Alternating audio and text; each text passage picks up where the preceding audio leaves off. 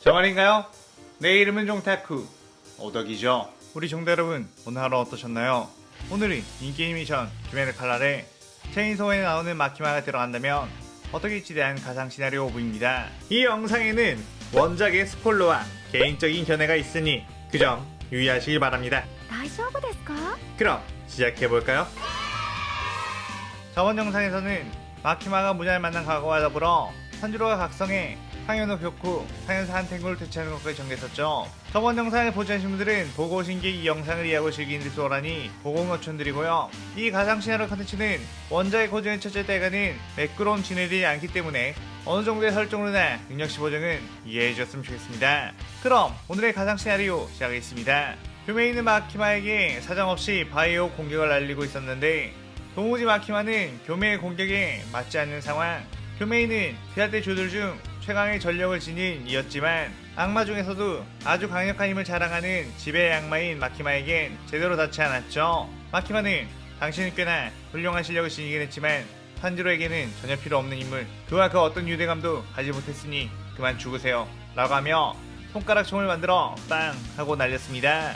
하지만 교메이는 그 공격을 간발의 차이로 피해 몸이 관통되는 걸 피했고 옆구리 쪽만 살짝 날아간 상태였죠. 마키마는 정말 좋은 반사신경을 지닌 인간이라고 이 세계에서 가장 강하다는 무장이라는 녀석도 이 공격을 피하지 못했는데 당신 정도라면 악마와 계약시킨다면 최강의 데뷔런터가 될 수도 있을 실력이라며 이런 세계에서 만난 게 참 유감이라고 했습니다. 교메이는 도무지 자신이 이길 수 없는 존재, 인간의 영역이고 뭐를 떠나서 재앙 그 자체인 녀석이 튀어나왔다며 연부를 외우기 시작했죠. 마키마는 이제 포기하신 건가요? 눈치가 좀 없었다면 좀 더 오래 살았을 텐데 라며 손가락 총을 발사하려고 했는데 순간 마키마는 저쪽 건너편에서 상현들과 싸우고 있던 탄지로의 강력한 기운을 느끼게 되었고 씩 웃으며 그쪽을 쳐다봤습니다.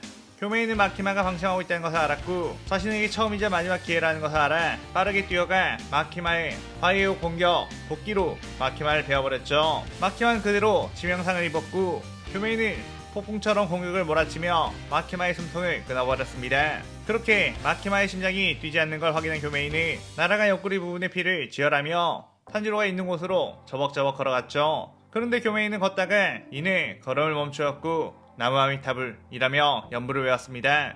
교메이 뒤에는 마키마가 일어난 상태로 교메이를 조준하고 있었고 그대로 손가락총을 발사했죠. 한편 상현 두 마리를 처치한 탄지로 드디어 자신들의 동료들을 지켜냈다는 것에 눈물이 날 정도로 기뻐했는데 그때 마키마가 탄지로에게 다가왔고 탄지로는 마키마 옷에 묻은 피를 보고 마키마 씨도 혈기의 습격을 받았느냐고 어디 다치신 곳은 없느냐고 물었고 마키마는 제 피 아니에요 라고 미소를 지었습니다. 마키마는 탄지로를 보며 이번에는 잘 해내셨네요. 하지만 좀 더 그 능력을 자신의 몸에 익숙하게 만들 필요가 있겠군요 라고 했죠. 그 뒤 귀할 때에 다시 돌아가게 된 마키마 분데 뒤늦게 수습으로 온 기살대원들은 암주 교메이가 사망한 것을 확인할 수 있었고 마키마는 교메이가 상현의 헬기도가 먼저 마주쳐 그들에게 살해당했다고 보고 있습니다.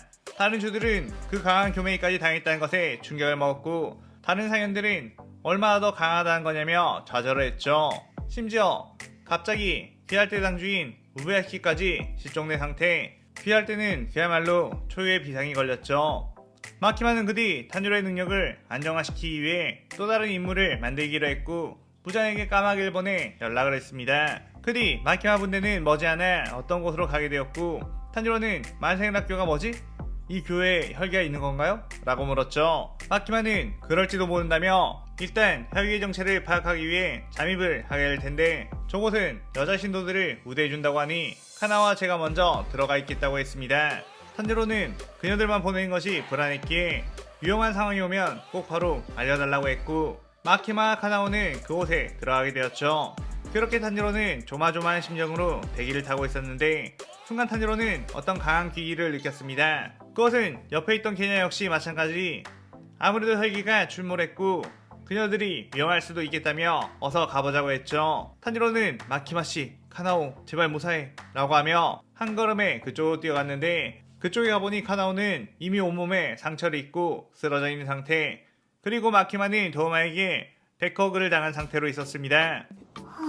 탄지로는 도마에게 그만둬! 라고 분노했고 도마는 마키마의 목덜미를 그대로 깨물어 뜯어버린 후 마키마 씨는 이런 맛이군요 라고 했죠. 그렇게 마키마가 쓰러지자 탄지로는 엄청난 분노로 각성 상태가 되었고 그대로 도마에게 뛰어들어 헤어 공격을 날리려고 했습니다. 그런데 그때 카나오가 탄지로에게 뛰어들며 그를 붙잡았고 저 혈기에게 가까이 가면 안 돼 라고 했죠. 탄지로는 어째서 바로 도움 요청을 하지 않은 거냐고 도대체 이게 어떻게 된 일이라고 물었습니다. 카나와 마키마는 처음 만생을학교에 들어왔을 때 도마를 보고 한눈에 범상치 않은 혈기임을 알아봤는데 특히 카나오는 도마의 모습이 예전에 화주 코초 카나에를 죽인 그 혈기라는 것을 알았고 언니의 원수를 눈앞에 두고 평정심을 잃어 그대로 공격 개시를 한 거였죠.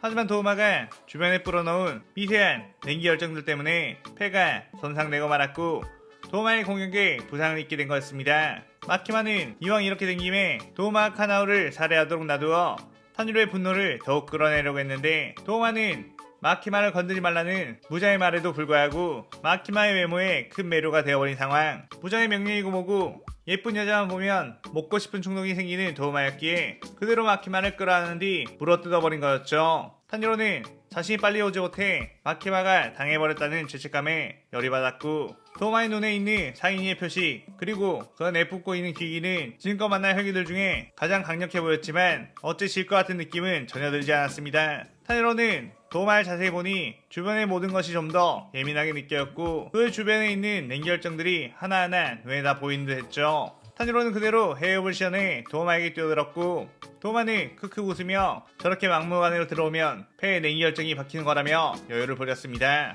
그런데 탄지로가 칼을 공중으로 휘저으며 다가왔고 냉기열정들은 그대로 다 녹아 증발해버린 상황. 도마는 황급히 얼음 장벽을 세웠지만 탄지로의 참격은 얼음벽과 함께 도마의 몸을 두 동강을 내버렸죠. 도마는 귀할 때 이 정도까지 강한 녀석이 있다고? 그 강하다고 했던 염주는 아카자의 손에 쓰러졌다고 들었으며 음주라는 자도 다키남매에게 졌다고 들었는데? 라며 당황했습니다. 도마는 교코와 한탱구가 이 한 명의 검사에게 모두 당한 것이라는 걸 전혀 상상하지도 못했었고 탄지로의 점점 더 완벽해진 검술에 모든 세포가 짓눌리는 느낌이 들었죠. 도마는 이런 애송이에게 당할 수는 없다며 혼시의 힘을 짜내 얼음보살을 만들어야 했고 그 주변 일대를 날려버렸습니다. 하지만 그 먼지 속에서 탄지로가 튀어나와 얼음보살의 목을 그대로 베어내버렸고 최강의 강도를 가진 얼음보살의 목이 두부처럼 썰려나가는 것에 도마는 경악을 했죠. 탄지로는 감히 마키마 씨를 이라며 사정없이 도마의 몸을 갈갈기 베어버렸고 도마는 탄지로에게 베인 곳의 상처가 불에 타는 듯한 엄청난 고통이 남겨진다는 걸 알았습니다.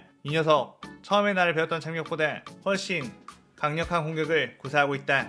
이길 수 없어 라며 간담히 서늘해졌고 탄지로는 사지가 잘려진 도마의 몸에서 목까지 베어내 끝장을 내버렸죠. 도마의 목은 바닥에 나뒹굴며 굴러갔고 온몸이 소멸해가는 와중에 무언가를 보고 크크크 하며 웃기 시작했습니다. 도마의 마지막 순간에 보이는 것은 분명 자신이 뜯어먹었던 마키마가 멀쩡히 걸어오고 있는 모습. 탄지로는 마키마가 살아있던 걸 보자 깜짝 놀라며 마키마 씨는 분명 이라고 했는데 마키마는 탄지로 씨 그런데 네이코는 지금 어디에 있는 거죠? 라며 화제를 돌렸죠. 탄지로는 그제서야 아까 만생을학교를 쳐들어오기 전 대기하고 있던 곳에 네이코를 내버려 두고 왔다는 사실을 깨달았고 불길한 예감에 황급히 아까 그쪽으로 갔는데 그곳에는 네이코의 나무 상자만이 덩그러니 놓여있고 네이코는 온데간데 사라져버린 상태였습니다. 그때 옆에는 상처가 가득한 개냐가 거친 숨을 몰아쉬고 있었고 탄지로가 먼저 만생을학교에 뛰어들었을 때 자신과 네이코도 뒤따라가려고 했는데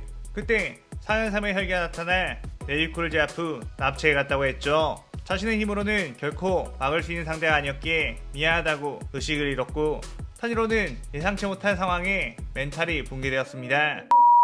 그때 마키마가 네이코가 어디로 잡혀갔을지 예상이 간다며 동생을 구하고 싶으면 자신을 따라오라고 했죠. 탄지로는 마키마가 어떻게 그곳을 아는지는 중요하지 않았고 그저 네이코를 혈기들의 손에서 구해내야겠다는 생각만이 가득했습니다. 그렇게 마키마는 탄지로를 데리고 무잔이 있는 무한성 앞으로 다가갔고 무잔에게 몰래 연락을 해 자신들을 무한성 안으로 들여보내라고 명령했죠. 무잔은 그때 나키맨을 시켜 바깥에 있는 탄지로와 마키마를 무한성으로 불러들였고 탄지로는 이곳 어딘가에 네이코의 냄새가 났기에 곧바로 그녀를 구하기 위해 뛰어들었습니다. 그런데 그 후에는 이미 수많은 혈기들이 모여있었고 그들은 탄지로에게 모두 덤벼들었죠. 탄지로는 이미 극도의 분노 상태, 헤어업을 시연해 자신을 막아서는 혈기들을 죄다 베어버렸고 혈기들은 그 엄청난 힘에 아무것도 할 수가 없었습니다. 마키마는 그런 탄지로의 모습을 흥미롭다는 듯이 구경하고 있었는데 그때 새롭게 하연일의 자리에 들어온 카야쿠가 크크 뭐야 겁도 없이 이 무한성에 들어온 거야? 라고 했고 마키마는 그런 카야쿠를 보며 무시했는데 카야쿠는 넌 그래도 꽤나 예쁜 외모를 가지고 있는데 내 여자로 삼아줄 수도 있다. 평생 내 노예가 되어 지배받는 것은 어떠냐? 라고 길길거렸죠. 카야쿠는 이제 막 12개월이 된 참이었기에 마키마에 대한 정보를 받지 못한 상황. 마키마는 누가 누굴 지배한다고요? 라며 순식간에 카야쿠의 옆에 다가가 손날로 목을 날려버린 뒤 모든 몸을 형체도 없이 소멸시켜버렸습니다. 한편 타죽지세로 돌파하고 있던 탄지로의 앞에는 상인육 다키우타로 남매가 있었고 큐타로는 크크 또 만났구나 애송이 이제 모자님이 미역을 죽여도 상관없다고 했으니 그때 모기 베인 빚을 톡톡히 갚아주겠다 라고 했죠.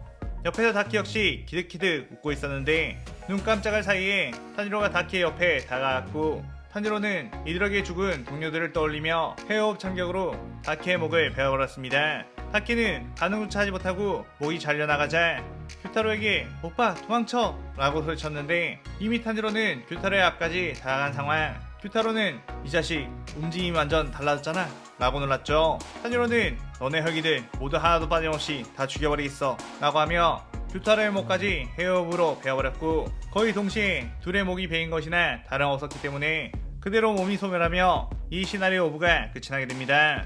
자, 이번 편에서는 탄지로의 각성의 힘과 더불어 마키마의 계획이 어느정도 끝에 다다르는 것 같은 묘사를 해봤는데 다음 편부터 본격적으로 마키마의 진짜 속셈이 나올 것 같습니다.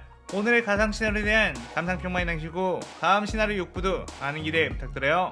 오늘 영상 즐겁게 보셨다면 구독, 좋아요, 알림 설정 누르는 거 잊지 마시고요. 그럼 오늘은 이만 사요나라.さようなら。